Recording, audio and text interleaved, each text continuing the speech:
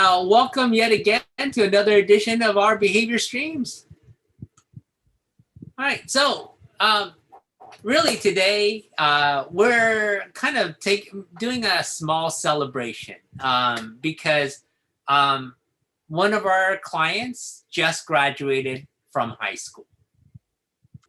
We couldn't be happier for this young man who we started with when he was just like 7 years old.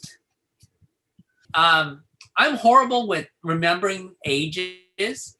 And so I don't know if I talked about AJ before, but I look back and he actually started around 7 years old or something like that.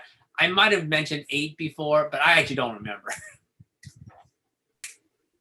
AJ started services with us when he was just 7 years old, or I shouldn't say just 7 years old. He started off as one of our older clients. By and far, he has been, or he was, one of the most challenging behavioral cases that I've ever supervised.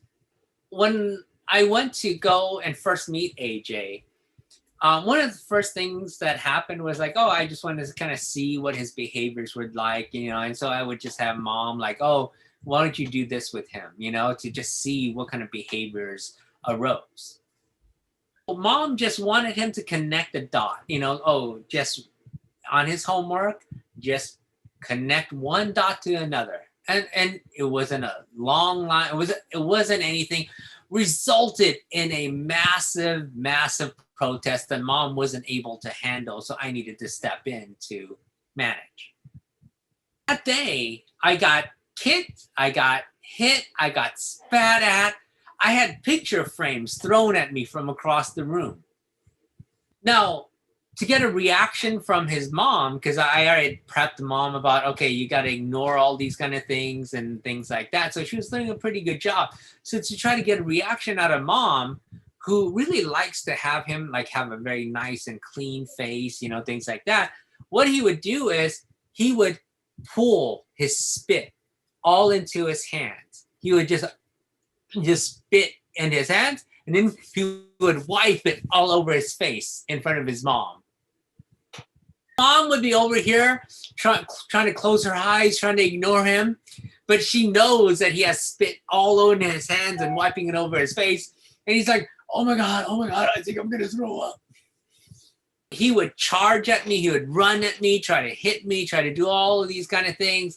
And then when he got so tired, then he would try to climb into bed and just fall asleep.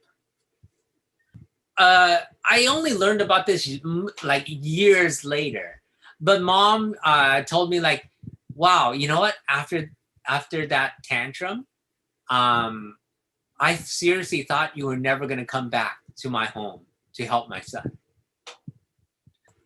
I observed him at home. He had all this massive blow up in terms of the behaviors for asking him for doing just a very simple task, right?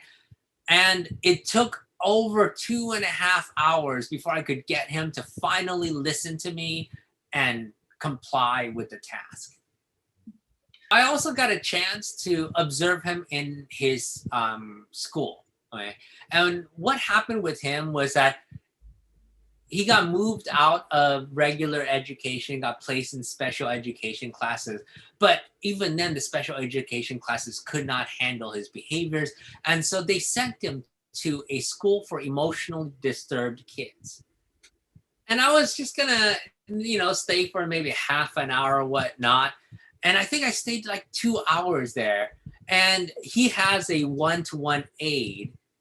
And the entire time I was there, that he never stepped foot into his classroom because he was crying and tantruming in the hallway that entire time. That was the type of kid that we needed to help at the very onset of treatment. We started off with 40 hours a week, and the 40 hours was split between 2 agencies, meaning the school district was responsible for 20 hours and the regional center was responsible for the other 20 hours. Because that was the funding situation, school was putting a lot of pressure on us to get him out of the home, because when we first started services, we needed to establish control with him. And there's no way for us to establish control in a classroom situation. So all of his services, the whole 40 hours was at his home. We knew to try to keep the funding in place, we couldn't necessarily hold out for a long period of time, because then the school can say like, oh, okay, we're just not going to fund this intervention anymore. We reluctantly agreed to send him to a special education class as long as one of our staff could accompany him. For sure, the school didn't want to keep on paying for our services. You know, the ABA services are expensive. There's no way they wanted to keep that in place. And so we knew that, okay, their goal was to try to get us in and then out as soon as possible. So we went to school with him and we accompanied him into the special ed placement. And on September 30th of 2008, something massive happened at school that would forever change his life. What happened? All right. So we have a therapist there in the classroom. Okay. You have a teacher that we're pretty sure has a lot of pressure on her from the school to show us that they don't need us around. So here we are in a special education class trying to make do, help the teacher, you know, help the situation.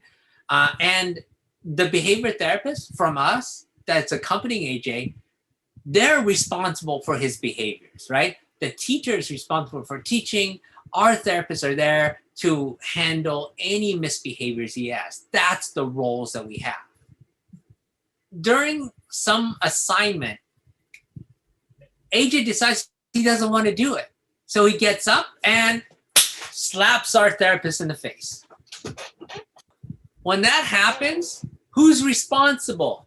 Well, it's us, because we're handling his behaviors. We're the party responsible for his behaviors. What happens instead? The teacher intervenes. She grabs AJ and takes him outside. And AJ runs away. Our one-to-one therapist goes after AJ, and so he's on the playground, on a play structure. The teacher is out at the playground along with the principal and our behavior therapist. Our therapist asked them like, oh, hey, can you help me so I can get them down from the play structure? Because, you know, like, oh, our therapist would approach, and then he'd run off to the other side of the structure. She tried to go to the other side, he'd run off to the other side. So he's just asking the teacher or the principal to kind of block him from escaping in one direction. And they declined to help, wanting to just wait the behavior out. Right now, it's all fun and games for AJ. Why? Because he's enjoying it. He's enjoying staying away, running away, and doing all that kind of stuff, you know? And so it keeps on going. You know, our therapist is trying to find ways to maneuver and things like that. AJ kind of finds other ways to escape, you know, and we're not getting very much help from the teacher or the principal. I guess at some point of waiting around and waiting around and waiting around, the teacher and principal decided to act. What they do is they corner AJ. And again, remember, our one-to-one is right there to handle the behavior. So the teacher and the principal, they're not supposed to touch the child at all. Why? Because the child has behavior support. What do? They corner him, they put their hands on him, and then they put his hands behind him so that then they could escort him back to the classroom. They finally get him back toward the classroom. And then they try to get him to do some schoolwork, and he struggled with the teacher again. This struggle with the teacher escalated again. He ended up dropping to the floor, and then the principal and the teacher decided to, oh, let's have me carry him out by the legs and you carry him out by the arms, and they took him outside the classroom again. His protest continued. So it escalated and they continued to fight with them. All the while, our one-to-one aide is just there observing, because you have the principal and the teacher intervening. And honestly, like as a one-to-one, you don't know what to do, you know, like, so, you know, other than like, oh my God, you know, like what's happening here? Protests continue to escalate, you know, and so they tried to calm him down. And how they try to calm him down is, like I said, what they would do is one of them would hold one hand, one of them would hold the other hand behind him, and then they would have a hand on his back to get him to move and to walk around the school so that he could calm down. The protests continued to escalate. They had a hard time containing him. And at some point, they put him on the ground with his hands behind his back and them on top of him. Each person had one hand on his back and on his legs to keep him on the ground. One of them had their knees on his back to keep him from moving. In that position, AJ eventually calmed down. They were eventually able to get him back to the classroom, and he was able to eventually listen to the teacher. So now everything is calm. And then the teacher, the principal tells our therapist, like, okay, I'll let mom know what happened today. Mom comes to pick him up. The principal sees mom, says hi to mom, doesn't tell her anything. When they're outside, our behavior therapist tells mom everything. This is what happened today. And mom is furious.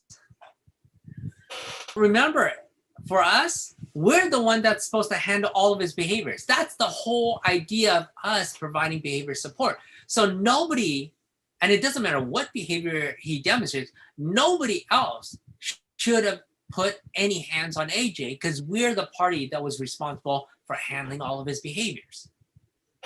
At that time, AJ also had very limited language. Most people couldn't understand the things that AJ was telling them. But what AJ could do was act out for mom what happened. So he would go and put himself into that position, you know, and trying in his way to communicate that that's what happened to him. Oh, bad day for AJ. Really bad day. Okay. And never supposed to happen. That was the last day that he attended school. Now, this horrible thing that happened to AJ actually then ended up being somewhat of a benefit for AJ over the long term. What happened after that was mom stopped taking him to school. She got an attorney and she filed suit against the district for, well, what they did. So that really horrible incident that happened with AJ allowed us to continue to work completely at home with AJ, working through all of his misbehaviors for as long as we needed to until we felt he was ready to go back to school. That was incredibly helpful for AJ because it allowed us enough time, enough work to erase as many of his maladaptive, aggressive behaviors as possible. And then we could actually choose the classroom we wanted him in, and we could dictate to the school how we wanted the integration to go. That's what we did. We decided the time, the place, everything. So we got all of his behaviors down. Then we felt he was ready to go into school. And so we had the pick of the class that we wanted. And whereas remember, when we first started with him, we really reluctantly agreed to a special ed placement. Now we could dictate whatever placement we wanted. We decided we wanted a regular classroom placement for him, and that's what we got him, and that's the course that we set him on. And like I said, that one horrible day set us up and set him up for much better days. one thing is when you're going through it, it seems horrible, you know? And for the staff member that was there, for their mom, for AJ, that experience, you know? But what that experience did was it bought us a lot of time to help AJ. This fine young man now just graduated from high school, and we couldn't be happier for him. And our services with him are done.